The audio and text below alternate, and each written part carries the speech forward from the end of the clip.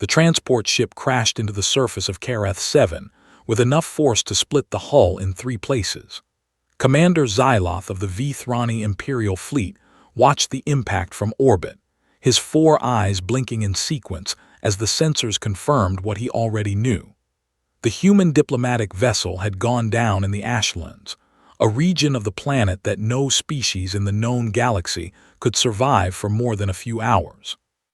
"They are dead," said his second officer, Cress, her voice carrying the cold certainty of their race. "The Ashlands will kill them faster than any weapon we possess." Xyloth turned away from the viewing screen. The humans had been carrying important information about Vithrani fleet movements, information they had stolen from an outpost near the border. It would have been better to capture them alive and learn how much they knew, but the Ashlands would do the work for them. The toxic atmosphere, the extreme temperatures, the acid storms that swept across the barren landscape every few hours. No being could survive such conditions. "Send a recovery team in 48 hours, Xyloth ordered. "By then, the storms will have passed, and we can retrieve whatever is left of their bodies and equipment." "Commander, should we not verify their deaths first?" Cress asked. Xyloth made the gesture of dismissal with his primary arms. "There is nothing to verify. The Ashlands have never failed to claim their victims. The humans are soft creatures from a world of moderate climate. They will be dead within the first hour." Down on the surface, Captain Elena Vasquez pulled herself from the wreckage of the ship. Her pressure suit had torn during the crash, and she could feel the poisonous air of Kareth 7 burning her skin wherever it touched. Her left arm was broken, and blood ran down her face from a cut on her forehead. Behind her, she could hear the groans and cries of her crew as they struggled to free themselves from the debris. "Sound off," she called out, her voice rough from the dust and toxic fumes. "Who is alive?" One by one, voices answered her. Lieutenant Park, the navigator, Sergeant Morrison, head of security, Dr. Ockhaffer, the ship's medic, and 3 others from the engineering team. 7 survivors out of a crew of 15. The rest had not been so lucky. "Captain, what do we do?" Park asked, crawling toward her through the twisted metal. His suit was intact, but fear was clear in his eyes as he looked at the orange sky above them. "The Vithrani will send troops to find us." Elena looked around at the landscape. It was a nightmare of red and black rock, stretching to the horizon in every direction. Steam rose from cracks in the ground, and in the distance she could see the dark clouds of an approaching storm. The temperature was already unbearable, well above what any human should be able to endure. "They will not send troops," she said, understanding the situation clearly. "They expect this planet to do their work for them. They think we will die here." "Will we not?" Morrison asked. The big man was bleeding from multiple wounds, but he stood firm, waiting for orders. Elena allowed herself a grim smile. "They do not know humans very well, Sergeant. Back on Earth, our ancestors survived ice ages and droughts. They crossed deserts and climbed mountains that should have killed them. They lived through plagues and famines and disasters that would have destroyed weaker species. Every single one of us carries the legacy of survivors in our blood." She pointed to a ridge of rock about 2 kilometers away. "There are caves in those formations. We need shelter before the storm hits. Dr. Ockhaffer, how much medical supplies did we salvage?" "Enough to treat the wounded," the doctor replied, holding up a battered medical kit. "But Captain, the atmospheric readings are extremely dangerous. The air here is toxic. We should all be dead already." "But we are not dead," Elena said. "Our bodies are fighting back. That is what human bodies do. Now move. Everyone who can walk helps those who cannot. We have maybe 30 minutes before that storm reaches us." They moved across the broken landscape like ghosts, 7 injured humans struggling against a world designed to kill them. The heat was crushing. The air burned their lungs with every breath. Their skin blistered where it was exposed to the atmosphere, but they kept moving. Private Chen, one of the engineers, collapsed halfway to the caves. Morrison threw the younger man over his shoulders without breaking stride. Dr. Acaffer stumbled and fell, and Park grabbed her arm to pull her back to her feet. They supported each other, pushed each other, refused to let anyone fall behind. The storm caught them just as they reached the cave entrance. The wind carried particles of acid that stung like fire wherever they touched exposed skin. The temperature dropped so fast that the sweat on their bodies began to freeze. Lightning struck the rocks around them, sending showers of sparks into the air. But they made it inside, all 7 of them alive. Alina leaned against the cave wall, breathing hard. Her body was screaming in pain. She was fairly certain she had cracked at least 2 ribs during the crash, and the broken arm was sending waves of agony through her nervous system. But she was alive. "How is everyone?" she asked. "Alive," Morrison answered for the group, "which should be impossible according to everything we know about this planet." Dr. Acaffer was already checking their vital signs with the medical scanner. "Our bodies are adapting," she said, her voice filled with wonder. "Look at these readings. Our immune systems are working overtime to neutralize the toxins. Our skin is already starting to develop a resistance to the acid in the atmosphere. It is remarkable." "It is human," Alina corrected her. "We come from a death world. Earth is one of the most dangerous planets in the galaxy, and the Vithrani have never understood that. They think because we do not have natural weapons like claws or venom, we must be weak. But our strength is different. Our strength is that we simply refuse to die." Outside, the storm raged with fury that would have terrified any other species. Inside the cave, 7 humans began to plan their survival. "The Vithrani will come eventually," Park said. "Even if they think we are dead, they will want to retrieve our equipment." "Then we need to be ready for them," Alina replied. "And we need to find a way off this planet. The data we are carrying is too important to lose." Morrison pulled a small device from his belt. "The emergency beacon is damaged, but I might be able to repair it. If we can get a signal out, any Alliance ships in the sector will come for us." "Do it," Alina ordered. "The rest of us will secure this position and gather whatever resources we can from the crash site once the storm passes. We are going to survive this, all of us. And when the Vithrani come looking for our bodies, they are going to find something they never expected." "What is that, Captain?" Chen asked weakly from where he lay. Alina smiled, and despite the pain and exhaustion, there was fire in her eyes. "Living humans. And that is going to terrify them more than anything else in this galaxy." 3 days passed on Karath 7, 3 days that should have been impossible. The humans had turned the cave system into a functional base camp. They had salvaged what they could from the crash site, moving during the brief calm periods between the acid storms. Each trip outside was agony. The atmosphere continued to attack their bodies, the heat drained their strength, and the toxic fumes made every breath a struggle. But they adapted. Dr. Acaffer documented the changes with growing amazement. Their skin had thickened, developing a natural resistance to the acid. Their lungs were producing new proteins to filter out the worst of the toxins. Their bodies were running hotter than normal, burning through calories at an incredible rate to fuel the constant healing process. "This should not be possible," she told Alina during one of their planning sessions. "Evolution takes thousands of years. Our bodies are changing in days." "It is not evolution," Alina replied, examining the crude map they had drawn of the surrounding area. "It is adaptation. Our immune systems are designed to fight. That is what makes us different from most species in the galaxy. We do not just accept danger, we push back against it." The food situation was critical. They had salvaged some emergency rations from the ship, but not nearly enough. Morrison and Park had discovered that some of the native plants, twisted black things that grew near the steam vents, were not completely poisonous. The taste was terrible and the nutritional value was poor, but it kept them alive.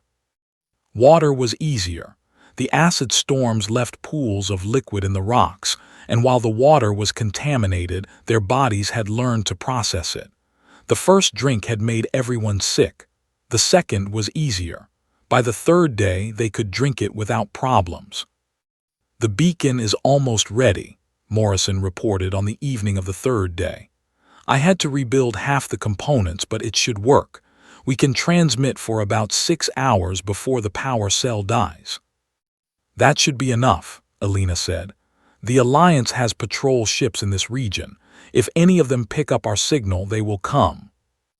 "And if the Vithrani pick it up first?" Park asked. Alina looked at her small team. They were battered and exhausted, but there was steel in their eyes. "Then we fight. We did not survive 3 days on this death world just to surrender." Up in orbit, Commander Xyloth was growing impatient. The recovery team had been delayed by the unusual intensity of the storms on the surface. His superiors were demanding the data the humans had stolen, and every day that passed increased the risk that word of the security breach would spread. "Sir," Kress said, approaching his command chair, "the sensors have detected an unusual energy signature from the surface." "What kind of signature?" "It appears to be a distress beacon, human design." Xyloth's 4 eyes widened. "That is impossible. They should all be dead by now. The Ashlands do not spare anyone." "Nevertheless, the beacon is active, and it is transmitting on Alliance frequencies." Xyloth made a decision quickly. "Send the recovery team now. Full combat equipment. If any humans have survived, we cannot allow them to escape with the data they carry." "Sir, the storms are still active. Our soldiers will suffer casualties." "Then send more soldiers," Xyloth replied coldly. "The humans must not be allowed to transmit that data, whatever the cost." The Vithrani landing craft touched down 2 kilometers from the human position, choosing a site that offered some protection from the storms. 50 soldiers emerged, their environmental suits designed to protect them from the harsh conditions of the Ashlands. Each soldier carried advanced weapons and enough supplies for a 3-day operation. "Move toward the beacon signal," ordered Captain Vrel, the unit commander. "We find the humans, we recover the data, and we leave this cursed place." The march began well enough, but within an hour, problems started to appear. The acid in the atmosphere was eating through their suit seals faster than expected. The extreme temperatures were overwhelming their cooling systems, and then the storm hit.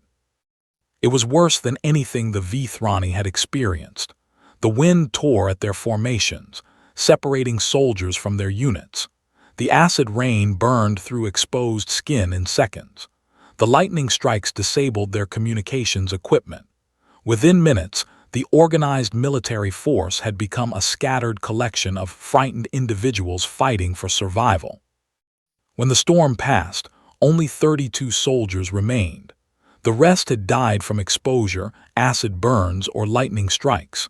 Their bodies lay scattered across the landscape, their advanced suits having failed to protect them. Captain Vrel gathered his remaining forces. "This changes nothing," he said, though his voice was shaken. "We continue the mission." From their position in the caves, the humans had watched the landing and the storm. Morrison had salvaged a pair of binoculars from the crash, and he had kept careful count. 50 came down, he reported. About 30 are left. The storm killed the rest. Alina nodded slowly. "The same storm that passed over us with only minor discomfort. Do you see now? This planet is testing both sides, and we are winning." "We are still outnumbered," Park pointed out, "and they have better weapons." "True," Alina admitted, "but we have something they do not. We have time. Every hour they spend on this planet, they grow weaker. Every hour we spend here, we grow stronger. The planet is on our side now." She turned to her team. "We do not engage them directly. We use the terrain. We use the weather. We make them chase us through conditions that their bodies cannot handle. And when they are weak enough, when they have lost enough soldiers to the Ashlands, then we strike." "Guerrilla warfare," Morrison said with approval. "Just like our ancestors used against superior forces throughout history." "Exactly," Alina confirmed. "The Vithrani think they are hunting us, but really we are hunting them. They just do not know it yet." The game of survival had evolved into something more. The humans were no longer simply trying to stay alive. They were preparing to fight back. And on a planet that killed almost everything it touched, they had found an ally that the Vithrani never expected. The Ashlands of Kareth 7 had claimed victims for thousands of years, but for the first time in its history, it had found a species that refused to become one of them. Captain Vrel pushed his remaining soldiers forward, but progress was painfully slow. The terrain of the Ashlands seemed designed to frustrate every step. Jagged rocks cut through their boots. Steam vents released bursts of scalding gas without warning.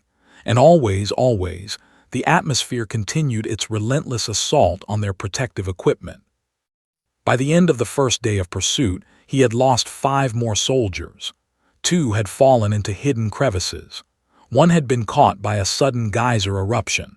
2 others had simply stopped moving, their suits having failed completely, leaving them exposed to the toxic air. "Captain," said Lieutenant Torx, his second in command, "the men are asking questions. How are the humans surviving when we are dying?" Vrel had no answer. The question had been tormenting him as well. The humans had been on this planet for days now, far longer than any Vithrani had ever survived. They should be dead. Every piece of scientific data said they should be dead. Yet the beacon continued to transmit proof that at least some of them remained alive. "The humans are clearly more resilient than we expected," Vrel finally said. "But they cannot hold out forever. We will find them." The first attack came that night.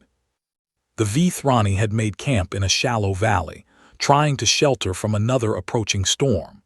Their sensor equipment was damaged from the constant environmental abuse, leaving them nearly blind in the darkness.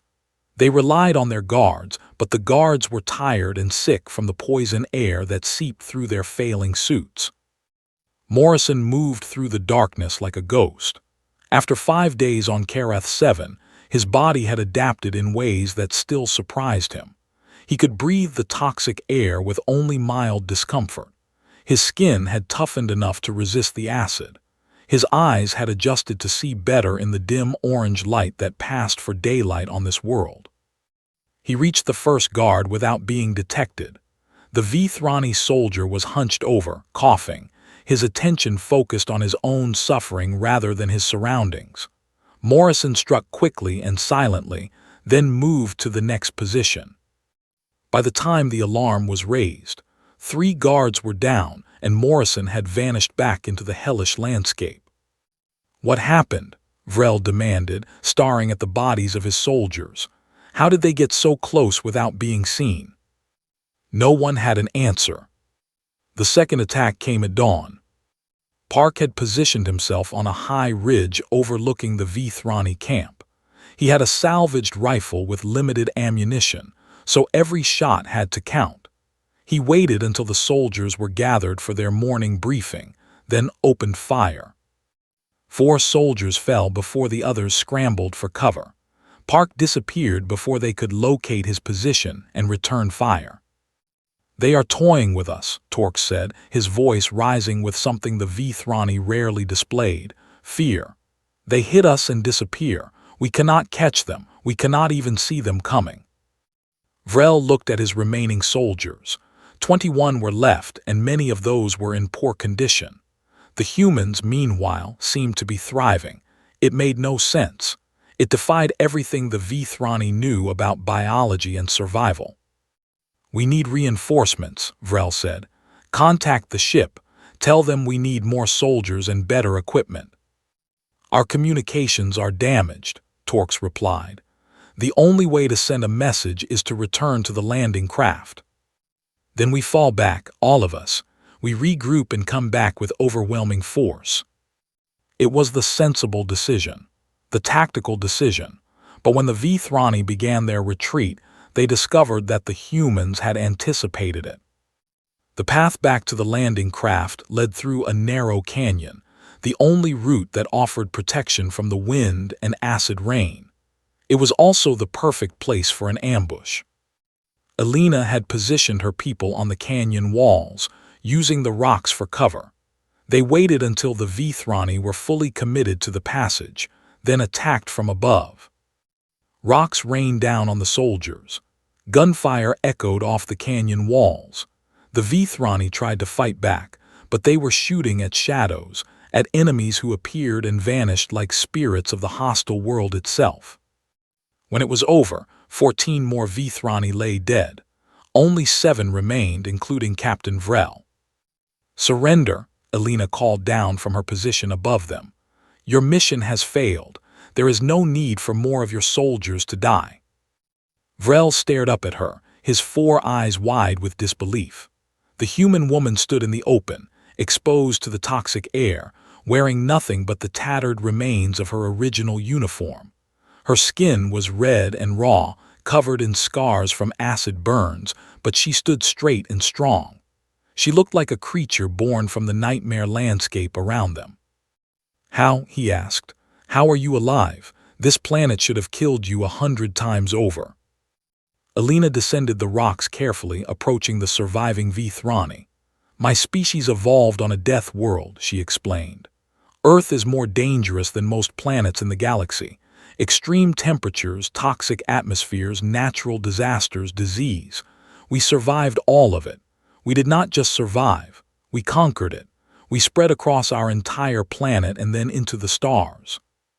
She gestured at the hellish landscape around them. "This place is terrible, I will not deny that, but it is not worse than the challenges our ancestors faced, and we have something they did not have. We have the knowledge of millions of years of adaptation built into our genes. Our bodies know how to fight, how to adapt, how to survive."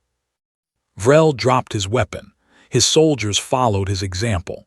There was no point in continuing to fight. The humans had won, not through superior technology or numbers, but through something far more fundamental. They had won because they simply refused to die. "What happens now?" Vril asked. "Now we wait," Alina said. "Our beacon has been transmitting for days. Help is coming. And when it arrives, you and your soldiers will be taken prisoner. You will be treated fairly. That is how humans do things." She looked at the exhausted, frightened Vithrani soldiers. For a moment, she almost felt sorry for them. They had been sent to this planet expecting to find corpses. Instead, they had found survivors who had become something more than survivors. They had found humans who had made the Ashlands their home. The Alliance rescue ship Endeavour arrived at Kareth 7 on the 7th day. Commander James Wheeler had pushed his vessel to maximum speed after receiving the distress signal, knowing that every hour could mean the difference between life and death for the human survivors. What he found when he reached orbit made him question his understanding of reality. "Sir," said his sensor officer, "we are detecting human life signs on the surface, 7 of them, and also 7 Vithrani life signs, but they appear to be in poor condition. 7 humans alive after a week on that planet." Wheeler moved to look at the sensor display himself. "That should be impossible. Our medical data says no human could survive more than 2 days in the Ashlands." "The data appears to be wrong, sir." Wheeler smiled slowly. "Apparently it is. Launch the shuttles, full environmental protection for our people, and tell medical to prepare for some very interesting patients." The rescue operation was complicated by the hostile conditions, but within hours, all 7 human survivors had been brought aboard the Endeavour. The 7 Vithrani prisoners followed, along with the data storage devices that contained the stolen information about Vithrani fleet movements. Wheeler met Captain Vasquez in the medical bay, where she was receiving treatment for her injuries. Despite everything she had endured, she insisted on making her report immediately.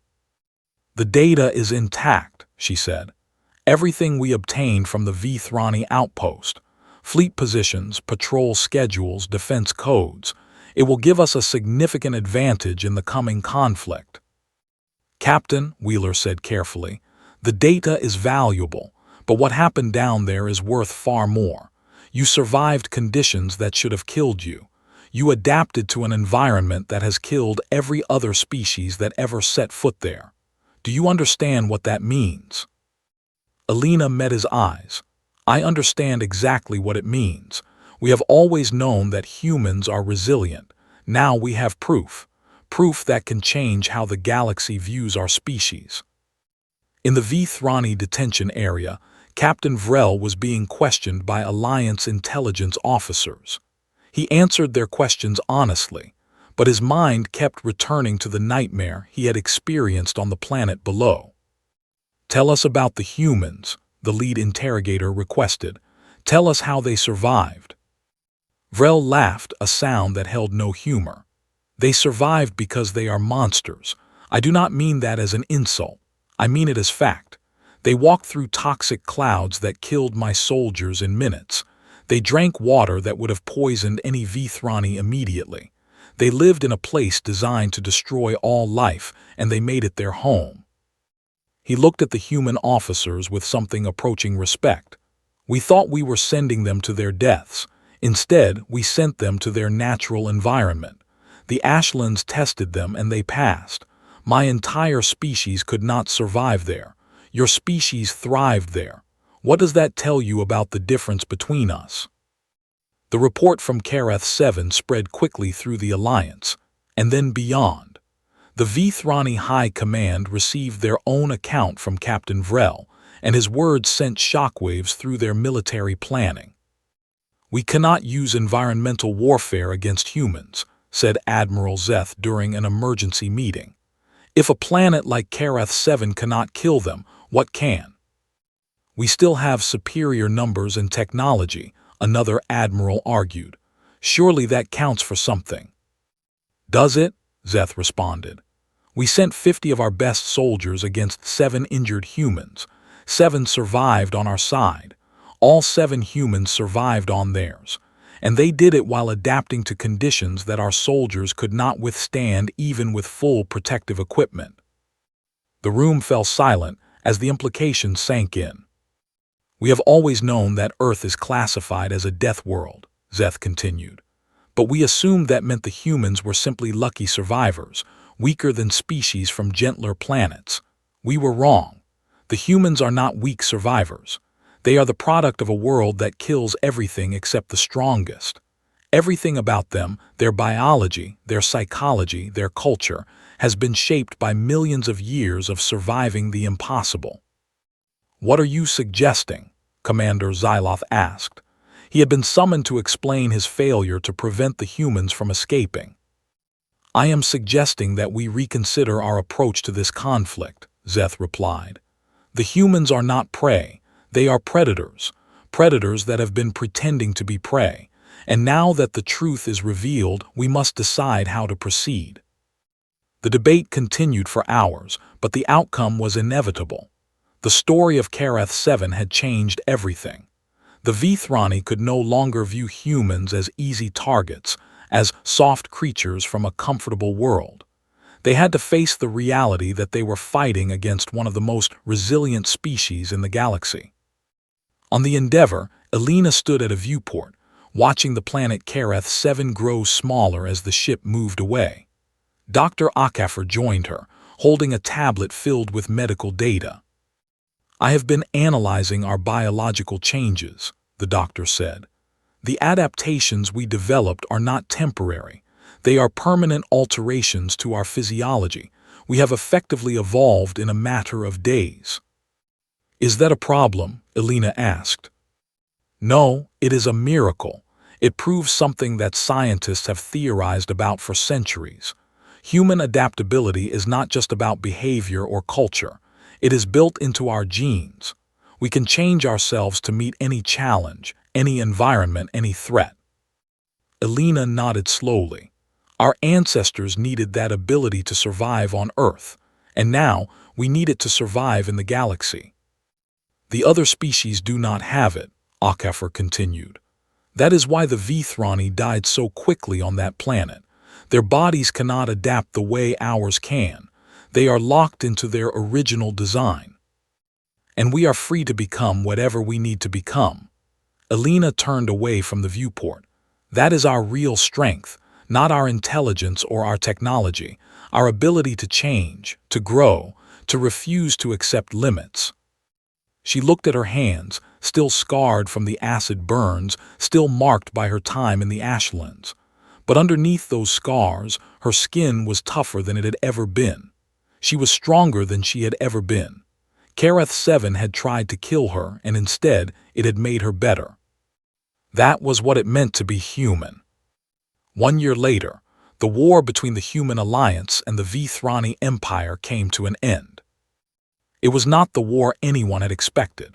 The data stolen from the Vithrani outpost had given the Alliance crucial intelligence, allowing them to predict and counter enemy movements with devastating precision. But more than that, the story of Kareth 7 had spread throughout both civilizations, changing the nature of the conflict in ways no one had anticipated. The Vithrani had begun the war confident in their superiority. They had better technology, larger fleets, and more resources. They expected to overwhelm the humans quickly and absorb their territory into the empire. Instead, they found themselves fighting an enemy that simply would not stop. On planet after planet, human soldiers demonstrated the same impossible resilience that Alina and her crew had shown on Kareth 7. They fought in extreme cold on ice worlds. They fought in crushing heat on volcanic planets. They fought in toxic atmospheres and radiation zones and places where no life should have been able to survive. And everywhere they fought, they adapted. The Vithrani lost battle after battle, not because they were weak, but because they were fighting against something they did not understand. Human resilience was not just a physical trait. It was a state of mind. It was a refusal to accept defeat, a determination to keep going no matter what, a stubborn insistence that survival was always possible. When the peace negotiations began, Captain Alina Vasquez was invited to attend as an advisor. She had become a symbol of human resilience, her story known throughout the galaxy. The Vithrani negotiators specifically requested her presence, wanting to meet the woman who had survived the ashlands. The conference took place on neutral ground, a space station orbiting a peaceful world far from the battle zones. Alina walked into the meeting room wearing her Alliance uniform, her scars visible as a testament to what she had endured. Across the table sat Admiral Zeth and his delegation, their 4 eyes studying her with a mixture of respect and caution. "Captain Vasquez," Zeth said, "it is an honor to meet you. Your actions on Kareth 7 changed the course of this war." "The war changed itself," Alina replied. "We simply showed you something that you needed to see. That humans cannot be defeated through environmental warfare.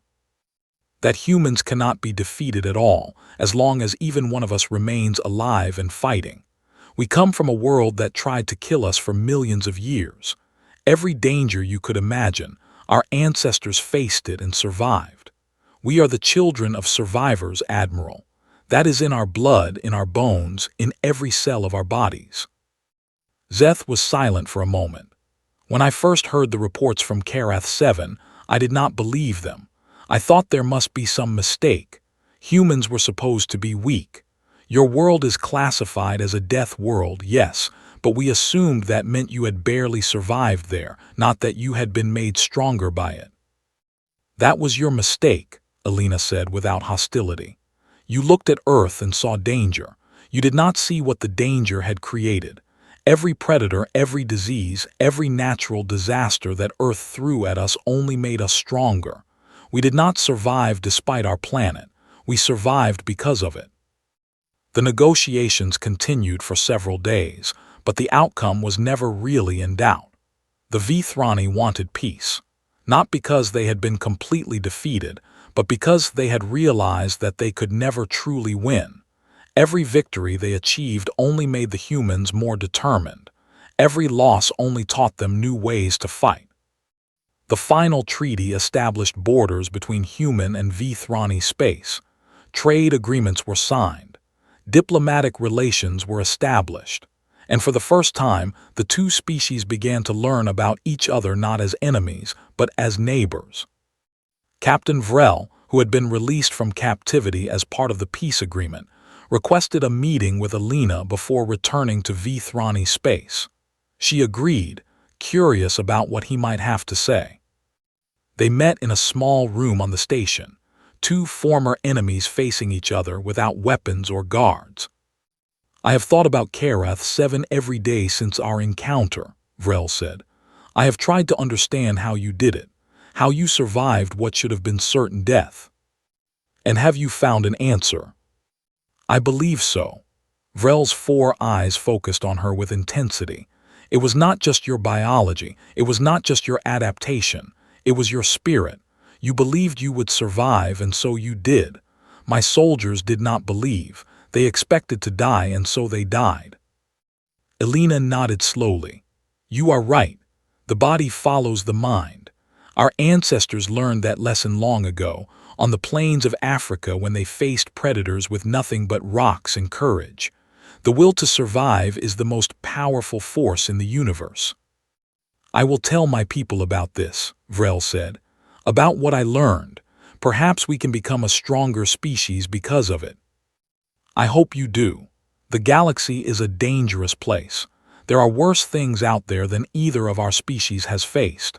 When those threats come, it would be better if we faced them together." The peace held. Years passed. The story of Karath 7 became legend, told throughout the galaxy as an example of human resilience. Other species learned from it, studying human biology and psychology in hopes of understanding the secret of their survival. But the secret was not something that could be copied or learned. It was the result of millions of years of evolution on a world that gave no second chances. It was the legacy of countless ancestors who had faced impossible odds and refused to give up. It was the fundamental human belief that survival was always possible, that no challenge was too great, that no enemy was unbeatable. Alina Vasquez eventually retired from active service and became a teacher at the Alliance Military Academy. She taught young officers about leadership and survival, using her own experience as the primary example. Her favorite lesson was always the same. "The galaxy is full of dangers," she would tell her students.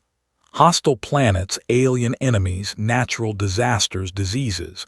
You will face threats that seem impossible to survive. When that happens, remember what you are. Remember where you come from." She would pause, looking at the young faces before her, seeing in them the same fire that had kept her alive in the Ashlands. "You are human, you come from a death world. Your ancestors survived ice ages and plagues and wars and famines. They crossed oceans and climbed mountains and explored every corner of a planet that was constantly trying to kill them. And they did more than survive. They thrived. They built civilizations. They reached the stars." Her voice would grow stronger, filled with pride. "That is your heritage. That is your birthright. You are the products of 1,000 generations of survivors, of fighters, of people who refused to quit when everything said they should. When you face the impossible, remember that. Remember that impossible is what humans do best." And somewhere out in the galaxy, on a hostile planet called Karath 7, the Ashlands continued their eternal storms. The acid rain fell. The toxic winds blew. The landscape remained as deadly as ever. But now, scattered among the rocks, there were small memorials, markers placed by human visitors to honor those who had died in the original crash. And beside those memorials, there were signs of life, hardy plants that human scientists had engineered to survive the conditions, small structures built by researchers studying the extreme environment. Humans had returned to Karath 7, not as victims but as conquerors, not to survive but to learn, to grow, to push the boundaries of what was possible. Because that was what humans did. They took the places that tried to kill them and made those places their own. They turned death worlds into homes. They turned enemies into allies. They turned the impossible into the achieved. The galaxy had learned the truth about humanity, a truth that Elena Vasquez and her crew had demonstrated in the most dramatic way possible.